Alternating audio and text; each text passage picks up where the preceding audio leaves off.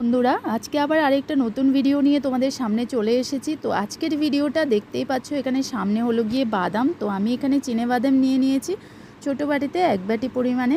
তো আজকে করব হলো গিয়ে বন্ধুরা একটা বাদাম বাটা মানে বাদাম ভর্তা রেসিপি। তো দেখো, সবার প্রথমে কড়াই বসিয়ে দিলাম আর বাদামগুলোকে একটু ভেজে নিচ্ছি।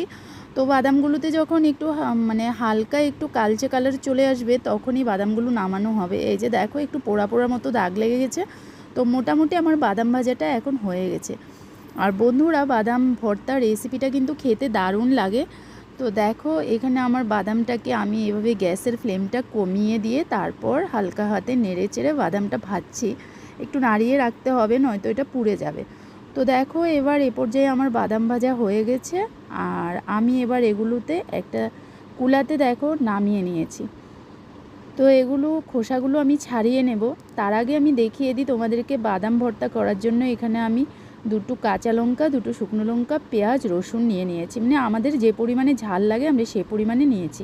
তোমাদের চাইলে তোমরা আরও বেশি করে ঝাল দিতে পারো। তো এগুলো এবার খালি কড়াইতে আমি দেখো একটু হালকা নাড়িয়ে চাড়িয়ে ভেজে নিচ্ছি। তেলটা আমি এখানে দেব না, এটাকে আমি এভাবেই ভেজে নেব। আর এদিকে দেখো, বাদামগুলো একটু হাত দিয়ে এইভাবে ম্যাশ করে এগুলোর খোসাগুলো আমি আলাদা করে নেব। তো এই পর্যায়ে আমি এভাবে হাত দিয়ে দিয়ে বাদামগুলোকে খোসা ছাড়িয়ে নিচ্ছি। তার ফাঁকে আবার চলো তোমাদের দেখিয়ে দিয়ে, যে কড়াইতে আমি বসিয়েছি এগুলো আমার হয়ে গেছে। এবার গ্যাসটা আমি অফ করে দিয়েছি। আর বাদামগুলোর আমি অলরেডি খোসা ছাড়িয়ে নিয়েছি। এবার দেখো এরকম হয়েছে বাদামগুলো দেখতে।